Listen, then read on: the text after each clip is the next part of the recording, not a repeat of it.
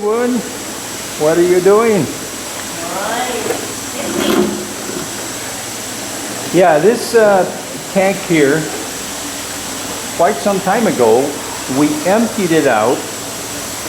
It was perfectly fine, not leaking or anything. And then when I filled it up again, I guess I took a little bit too long and it dried.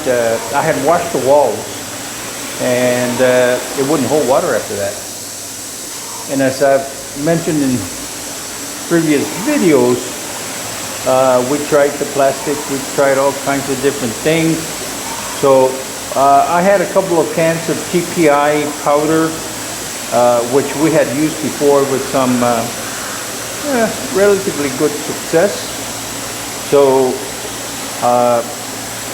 I mixed it up, and Woon is giving these walls a couple of coats. Now we're only going to do this wall and this wall. And the reason for that is because if this wall was leaking, then that tank right there would overflow. And the same thing with this one. It would overflow. So we're going to start out with just the two outside walls. And yeah. We're going to have to read the instructions to see how long we let this stuff dry. But whatever it is, we'll let it dry, and then we'll fill it up, and you know, hopefully it'll hold water, because tank number 4 there is the other tank that has twice the amount of fish that needs to be in there. So I want to split that between tank number 2 and number 4. Now, if you watch the video, we took tank number 3 and split it up between there and tank number 8. So those are doing fine. They're getting big very quickly, but tank number 1 and number 4 are overcrowded. So yeah, we need to split them up because they're just struggling. And then tank number 5 and 6 are doing pretty good. They leak a little bit, but I believe now, after we empty a tank that has had fish, I believe that the food has some kind of oil, and that starts accumulating on the walls, and that helps seal it. Because once you put fish in there and you feed them, and you know, time goes on, and they don't leak. So yeah, we're gonna see about putting some fish in here, and these two tanks will get fish that I am going to get out of the pond. Okay, so Woon did both of these walls. Now it's a matter of waiting until this thing dries. Gonna have to read the can. I don't remember what the drying period is, but when that happens, we'll fill this thing up and go from there. Okay, so right now we're pumping the water from here, tank number 1, to here, tank number 7. And what we're going to do is we're going to split the fish between two tanks, because today we took a heavy hit on these things. We've probably lost 15-20 fish just today. Even though I drained a whole bunch of water, replaced it with new water, they're still dying. So yeah, gonna gonna split them up because they're just too overcrowded. And I would have done it a long time ago, except that these tanks are just not holding water, and slowly but surely they are. And yeah, so that's the biggest problem we've had, is the tank's not holding water. So what I have realized, Woon and I, or what we have realized, is that as soon as you empty it, you've got to refill it and keep it wet, because otherwise it leaks. How much? No, it's supposed to be about 1,500. Yeah, but the thing is that some of the little ones have died and stuff, so I'm sure that number is not in there. Well, let's get this water down, and then we can look at it and approximate about half. Yeah. And this here is the ones that were split from tank number 3, and they're doing real good. They're getting big. Yeah. And the other half of that, tank number 2, they're also doing very good. And right now they're a little deep. But them bad boys are getting big. So that's good. So from now on, we're going to have to keep the numbers down and go from there. Yeah. All right. Let's see what happens. Hey guys. So sealing up tank number 2. Did it work? Today is the 17th. So it's been about 17, 18 days since we sealed up that thing and refilled it. Let's see what happens. Well, as you can see, it's down.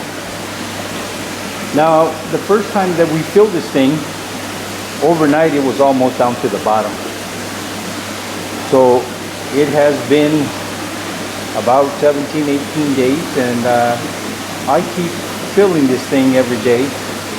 And I filled this thing up this morning, so in about 10, 11 hours, it's gone down this much, which is not bad. So my plan is to keep filling this thing, and hopefully the rust will slow down the leaking enough to put some fish in here. I think what I'm going to do is I'm going to take some fish out of the pond and put them in here. What I have noticed is that you have kind of a film of greasy, sticky stuff that goes on the wall after you've had fish in here for a while, and you feed them and feed them and feed them. So I think that some of that oil that's in the feed is hanging onto the wall and helping it seal. So I think what I'm going to do is keep filling it for about another week or so, and hopefully it'll be less water leaking out. Then I will put some feed in here, some fish in here, and feed them every day like you normally do. And hopefully the oil from the feed will bring this down to where it's barely leaking. Yeah. And then down there at the end, tank number 5, right now it has no fish in there. I need to buy another pump. So I haven't decided if I'm going to buy another pump and add some fish in there, or use that tank to quickly refill one of the other tanks, transfer some water, hold it, and use it as a holding tank type of thing. But That I am going to have to figure out as I do it. But right now, this thing is all set up. It has the filtering material up there. It has the pump, everything. So, yeah. And this thing wouldn't go down so much if I could use this. So it would run at night slowly and keep this thing up. But right now, the well out there is not working correctly. I have to manually turn it on and off. It has a new pressure switch, a new gauge, everything, but it doesn't want to automatically turn it on and off. And you need that if you're using filtered water, because in here you have the pump that drives the filtering process, and if that doesn't run, the tank over on the right side will run out of water, and then the next thing you know, you've got rusty water coming into the tank, and that defeats the purpose of filtering it. So now we have called the well guy, and he says he's out of town. He will send somebody, one of his employees, but it's been a week and nothing's happening. We can't find somebody. And the thing about it is, and this is one of my biggest frustrations, is there's lots of people that know how to do it, and there's lots of people that have little companies and what have you, but they're hard to find, because if somebody doesn't tell you, gives you a number, points in that direction, you can't find them. And if you are not talking to Thai, they won't share anything. It's hard to get them to open up and tell you something. And then if you find somebody, more than likely they're going to charge you double, triple what they charge the locals. You know, and that's a shame, because yeah, anyway, let me not rant into that subject, because it is a very sensitive subject. And either way, whether it's double or triple the price, I still need someone to come and fix that pump, because I need that filter to work automatically and have that pump in the well turn on and off automatically to keep those tanks full. And this way the filtering process can happen whenever it needs to. So right now what's happening is I am doing everything manually. I have to turn it on, go in, time it, come back out, check on it, check on it, check on it, check on it, all day long until what I need to do gets done. And it's very time consuming, it's very tiring, and it takes away from me doing other things. But what can I say? That's the way it is, and that's what I've got to do. So that's what I do. Alright, so I didn't get the results that I expected.